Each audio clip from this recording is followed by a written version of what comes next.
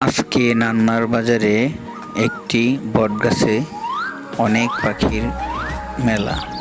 প্রথমে আপনাদের সাথে যে পাখিটির পরিচয় করিয়ে দেব সেটি হলো একটি কোকিল পাখি।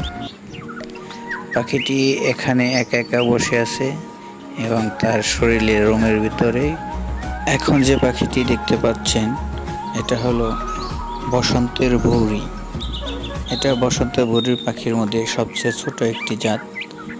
তো এটা একা একা বটফল খাচ্ছে।